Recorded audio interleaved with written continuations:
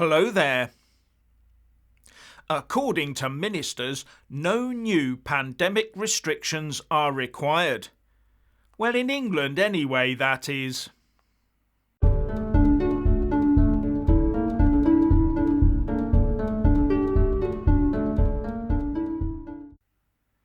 Steve Barclay, the Minister for the Cabinet Office, and a Health Minister, Edward Agar, are quoted in the Times as saying that nothing in the new data points to the need for any new restrictions, something confirmed by the PM Boris Johnson this afternoon. And the Telegraph says, the latest data shows cases in England falling by almost a quarter after 5 days of successive rises, while the growth in hospital numbers slowed. But as it says, this applies to England only, as the First Ministers of Wales and Scotland seem to be looking at different data and are set on maintaining their iron grip on their health jurisdictions. In fact, those living in Scotland have been warned that April could be too early for the planning of large parties, with the Mail reporting, pub, restaurant and nightclub bosses believe firms in Edinburgh missed out on around £20 million on Hogmanay due to coronavirus measures, but Professor Jason Leach dismissed calls for the famous New Year's street party to be rescheduled to April, saying it would be too soon for mass events. Now, is that following the science or just a spat of petulance because so many Scots leapt over the border into England for Hogmanay with the Sassenachs instead of obeying their SNP masters and staying at home? Well, they are always welcome to come and use English venues, if available. Strange how the virus recognises borders, isn't it? However, there is one fly in the ointment. There are fears that a quarter of the public sector workforce in England will be off sick this month, causing all sorts of services to be slashed to the bone. And this is not just pandemic related, because the government recently changed the sick self-certification rules to allow anyone to report ill and get 28 days off for non-pandemic reasons without having to provide a doctor's certificate. And this goes for anyone reporting such illnesses until the 26th of January, meaning that a high level of absences could continue until the end of February. All presumably driven by GPs being unavailable to see sick people and sign them off. Seems they have other more important things to do at 15 quid a pop. And this could cause a public sector lockdown by default. And those who stay at work could end up feeling so much pressure that they decide to have an illness too. And one expects the unions will make sure that everyone is aware of their sickness rights here. After all, they want Boris to fail. Wonder if sickness will hit the private sector quite so hard though, where the sickness benefits are not as generous. Anyway, if the good data news continues and England does end up showing the way, then Nicola Sturgeon and Mark Drakeford will come under intense pressure to relent and start lifting restrictions. Because the UK local elections are due to take place on the 5th of May 2022. And this will include elections for all London boroughs and for all local authorities in Scotland and Wales, as well as the Northern Ireland Assembly. And if the Scots and Welsh see England forging ahead and having fun while their SNP and Labour rulers hold them back, it might prove disastrous for the incumbent parties there. And leaving restrictions in place in Scotland up until April or even later would not go down well. Unless the SNP are hoping to delay the elections or something.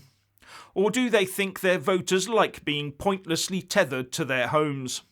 Or maybe Nicola Sturgeon thinks that her grip on her country is now complete. Is that a taste of independence? The other possibility is that they think Boris and the Tories are finished given the recent polling data and that rescuing their position is too tall an order before those local elections. But if Boris and his team are vindicated over not imposing tougher restrictions and actually end up lifting restrictions while all around them hide in caves, then who knows where the polls might suddenly go? Well, we'll find out in 4 months' time. But before those in England get comfortable, I will remind you that the pandemic rules are still in place and can be resurrected at a moment's notice. Worse, Westminster, Glasgow, Cardiff and Belfast now know all about the political impact that can be exercised through their psychological nudge units. They've also learned a lot about how to put in place stringent new laws at speed that at least appear to follow the rule of law and the requirements of human rights legislation. They've also relearned and doubled down on the lessons in how to divide the population in such a way as to apply peer pressure from one group to another. And all this will be all laid out in their internal reports. And be in no doubt, they've been hard at work calculating how these techniques can be used in other political arenas.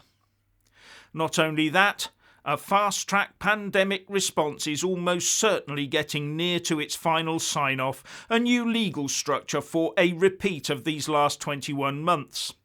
And that might also include fast-track market approval for medical interventions and ways to make them mandatory, including any relevant health passes we may then have to carry. And that plan won't start like it did in 2020. No. Where we are now is just about where the next one will start off. And the plan will be updated and dusted off for use whenever required, for whatever reason. The government knows and has documented where all the physical and psychological obstacles are, and how to shift the national mood quickly to achieve maximum compliance. In short, they know where the buttons are and when to press them. The only things the authorities haven't worked out yet are how to instill confidence back into the national psyche after the event has passed, and how to protect themselves from the fallout of some dodgy decisions. Even better, they haven't learnt how to give themselves the same blanket immunity from repercussions that they've given the big pharma. Nor have they managed to sort out how to maintain an underlying feeling of unease within the country so that the whole process can be reimposed without too much fear-mongering, while maintaining the aforementioned national confidence. A bit of a balancing act. And a large part of any post-pandemic inquiry should focus in on this potentially unethical government practice, as well as its potential for nation-busting. And another focus should be on the use of discredited modelling. The very fact that we've replaced the term missed by a mile with missed by a Ferguson should tell us all we need to know about that. And how about the geographical issues of devolution and the different regional responses to such events? And then there's the ruthless shutting down and cancelling of contradictory voices, let alone dissent and protest. Some of those voices come from highly qualified sources, and what they have to say now could be extremely beneficial to any inquiry. I cannot mention names here for more than obvious reasons. But it would prove highly embarrassing in a political sense for both politicians, mainstream and social media, as well as some professional bodies, to now include them. Especially given that long-term harms could have ensued from having not allowed them a public voice. So excluding them could well be detrimental to any inquiry looking for truths. But it's politics, not truth, that rules this roost, so I fear valuable voices and information will be cast aside in the search for political expediency.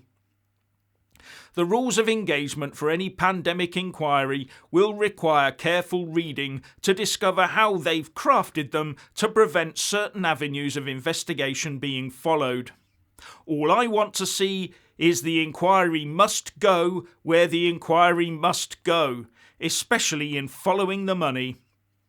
The upshot for me is that while the rest of us are searching for a return to what we consider as normality, many politicians and vested interests will want to see us moved further towards their new normal.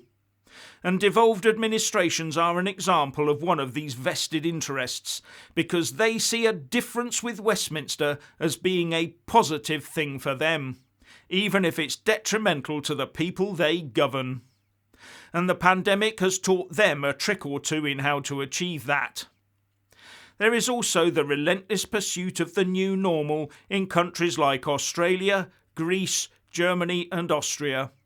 It is going to take some doing for their people to break that new chokehold their governments now have on their populations. And countries like that will want visitors to be following the same rules as them, so placing pressure on us to conform with them for international travel requirements. We must not be drawn into that nonsense.